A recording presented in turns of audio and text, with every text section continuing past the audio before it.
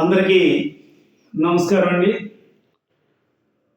అనపర్తి నియోజకవర్గంలో ఎక్కడా లేని విధంగా వీధి వీధికి ప్రతి గ్రామాన కూడా ఏ రకంగా బెల్ట్ షాపులు నిర్వహించేవారు అన్నది మరి మనం అందరం కూడా చూసాం. అంతేకాకుండా కల్తీ మద్యం ఎక్కడెక్కడో తయారైన మద్యాన్ని తీసుకొచ్చి ఇక్కడ బెల్ట్ షాపుల ద్వారా అమ్మకం కూడా జరిగింది. దీనికి అంతటికీ కూడా స్థానికులు ఉన్నటువంటి ఎమ్మెల్యే రామకృష్ణారెడ్డి అండదండలు పూర్తిగా ఉన్నాయి. అండలో మాత్రం ఎటువంటి సందేహం లేదు. మొన్న ఈ మధ్య నియోజకవర్గంలో ఎక్కడ బెల్ట్ షాపులు ఉన్నాయి, ఏ గ్రామంలోనూ అని లిస్ట్ కూడా నేను ఎక్సైజ్ అధికారులకు ఇచ్చాను. అయినా చర్యలు శూన్యం. ఎవ్వరూ కూడా చర్య తీసుకోలేదు. ఈ మీడియా ద్వారా ఎమ్మెల్యే రామకృష్ణారెడ్డి ఒకటి అడుగుతున్నా, ఒకవేళ నీకు తెలియకపోవచ్చేమో, నువ్వు చెప్తున్నట్టుగా బెల్ట్ షాపులు ఎక్కడున్నాయో అన్నది. నేను లిస్ట్ ఇచ్చినప్పుడన్నా నీకు తెలియాలి కదా. ఎందుకు ఎక్సైజ్ వాళ్ళ చేత వాళ్ళ మీద యాక్షన్ తీయనివ్వలేదు అంటే, ఈ బెల్ట్ షాపులు ఎవరైతే ఉన్నారో వాళ్ళతోటి స్థానికంగా ఉన్నటువంటి వైన్ షాపులు వాళ్ళతోటి నువ్వు కుమ్మక్కయ్యవు కాబట్టే వాళ్ళ మీద ఏ ఒక్కళ్ళ మీద కూడా యాక్షన్ తీసుకోలేదు. యథేచ్ఛగా వాళ్ళు మరి ఇటు కల్తీ మద్యంతో సహా ఏది పడితే అది వాళ్ళ ఇష్టం వచ్చిన రేట్లకు వాళ్ళ అమ్మకం జరుగుతూ ఉంది. దీనిపైన నేను మాట్లాడితే కొంతమంది బ్రాందీ షాపు యజమానుల చేత నాపైన రకరకాలుగా మాట్లాడించావు. అందులో ఒక వ్యక్తి అయితే ఏం పీక్కుంటావో పీక్కో అని కూడా పాపం ఆయన సెలవిచ్చారు. ఏం పీక్కున్నాను ఏంటో ఈ వేళ ఆ యజమానులకి తెలుసు, ఈ బెల్ట్ షాపుల వాళ్ళకి తెలుసు, నీకు తెలుసు. ఏం పీకేనో తెలిసింది కదా.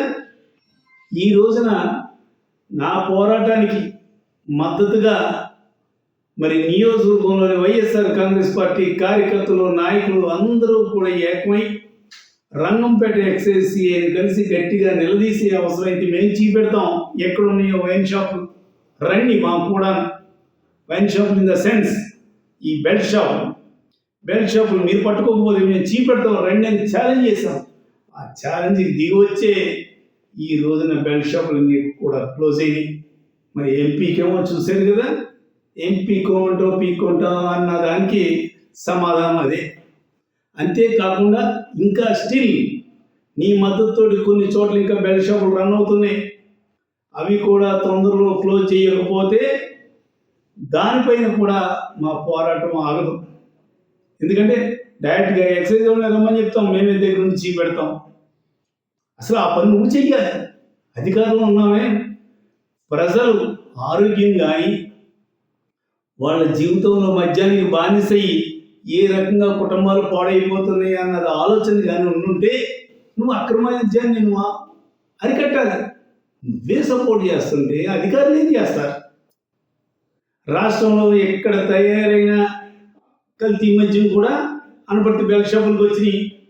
అనపర్తిలో ఉన్నటువంటి వైన్ షాపుల నుంచి కూడా బెల్ట్ షాపులకి వెళ్ళి ఈ రోజున ఆ కల్తీ మద్యం తాగిన వాళ్ళందరూ కూడా గుండ్లు గుబేలమంటున్నారు.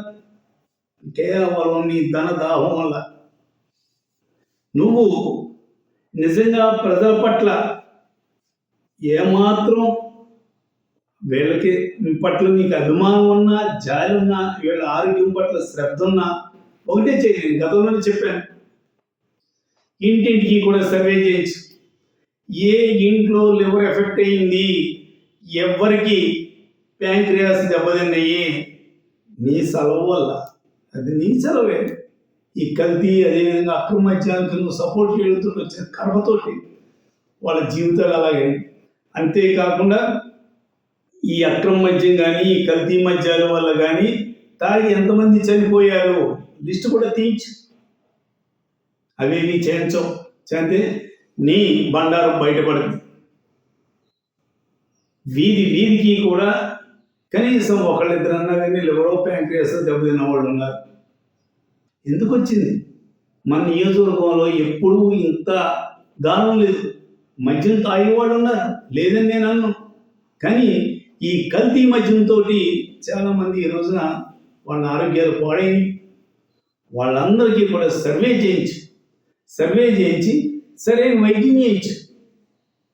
అంతేగాని కేవలం నీ ధనార్జన, నీ అక్కడ ఎవరు ఎలా పోతే నాకే వచ్చి ఇంకా 3 ఏళ్ళు నేను ఎలాగ అధికారంలో ఉంటాం, ఎవడు చస్తే చావనే మనకు వచ్చేది వస్తుంది అని నువ్వు ఆలోచించుకుని అనుకుంటున్నావా? అది నీ ఇష్టం. ప్రజలే చెప్తారు, పోయిన వాళ్ళు ఎలాగో పోతారు. కానీ ఉన్నవాళ్ళు వాళ్ళ కుటుంబ సభ్యులందరూ కూడా చిరకరిస్తున్నారు. ఎందుకంటే ఇక్కడ బడి లేదు, స్కూలు లేదు, అదేవిధంగా నలుగురు మసిలే స్థలం లేదు, అన్ని చోట్ల కూడా ఎక్కడికక్కడే బెల్ట్ షాపులు రన్ చేశారే. ఇంత దారుణంగా ఎప్పుడు ఏ గవర్నమెంట్ పరిస్థితుల్లో లేదు. ఏది ఏమైనా వైఎస్ఆర్ కాంగ్రెస్ పార్టీ పోరాట ఫలితంతో ఈ రోజున బెల్ట్ షాపులు చాలా అరికట్టగలిగాం. బెల్ట్ షాపులు అరికట్టగలిగామంటే నీలాంటి వాళ్ళ సహాయ సహకారాలతో జరిగే కల్తీ మద్యాన్ని, అక్రమ మద్యాన్ని కూడా ప్రజలకి చేరకుండా చేయగలిగాం. అంటే ప్రజల ఆరోగ్యాన్ని ఇండైరెక్ట్గా ఒక రకంగా కాపాడాం. అంతేకాకుండా మా పోరాట ఫలితంతో ఈ రోజున వైన్ షాపుల్లో ఆనపర్తి నియోజకవర్గంలో ఎక్కడ కూడా ఎంఆర్పి కంటే కూడా ఎక్కువ అమ్మడానికి ఎవరు కూడా సాహసించడం లేదు. కారణం, ఎక్కడ అమ్మినా కూడా దానికి వ్యతిరేకంగా మేము పోరాడతాం. పాపం వాళ్ళందరికీ కూడా నువ్వు అవి ఇచ్చేసి ఉండొచ్చు, నేను చూసుకుంటానని. మా ఎమ్మెల్యే గారు చూసుకుంటాడని చాలామంది పాపం చెప్పేవారు. మాకేం పర్వాలేదు, ఏం చూసుకుంటాడని. ఏం చూసుకుంటావయ్యా? ప్రజల ఆరోగ్యాన్ని పణంగా పెట్టి కేవలం నియోజకవర్గంలో నుండి 25-30 మంది షాపు యజమానులను నువ్వు రక్షించడానికి చూస్తావా? లక్షలాది మంది ప్రజల ప్రాణాలు ఏమైపోయినా నీకు అక్కర్లేదు, ఆరోగ్యం ఏమైపోయినా నీకు అక్కర్లేదు. ఏది ఏమైనా ఎక్కడ బెల్ట్ షాపులు మళ్ళీ ప్రారంభించినా, ఎక్కడ ఎంఆర్పి కంటే కూడా ఎక్కువ ఏ వైన్ షాప్ దగ్గర అమ్మినా కూడా వైఎస్ఆర్ కాంగ్రెస్ పార్టీ తరఫున మేము పోరాడతాం. అదేవిధంగా కొంతమంది ఇచ్చారు, అవాకులు చవాకులు మాట్లాడించవు. వాళ్ళకి ఏం జరిగిందో వాళ్ళకే తెలుసు, వాళ్ళ ఆత్మకే తెలుస్తుంది. ఇప్పుడు ఏం జరిగిందో ఆ రోజున అలా మాట్లాడడంతో వాళ్ళు ఏ రకంగా నష్టపోయారో ఏంటన్నది వాళ్ళకే తెలుసు. నువ్వు కూడా గ్రహించుకో.